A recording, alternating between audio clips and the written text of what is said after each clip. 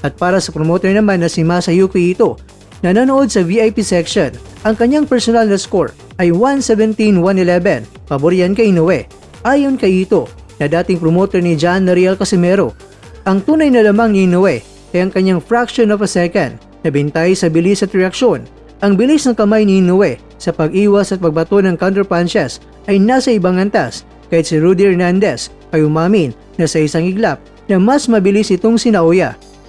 Bagaman nagnanais ng rematch ang kampo ni Nakatani para sa buwan ng Disyembre, may ibang plano naman ang Washi Gym na katagtang harapin ni Inoue si Jesse Bam Rodriguez sa Nagoya sa January 2027 sa ilalim yan ng Riyadh season.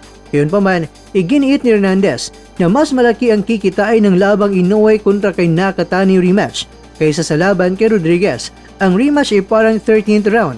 Wala nang pagpapakiramdaman. Alam na namin ngayon na kaya namin siyang talunin. Narito naman mga kwento ang mga posibleng senaryo. Featherweight rematch.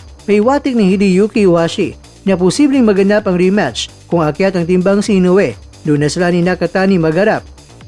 Pangalawa, Bam vs Nakatani. Ang hamon ni Hernandez ngayon na kung ayaw silang harapin ni Inoue, dapat munang talunin ni Rodriguez si Nakatani bago ito payagang lumaban sa Monster.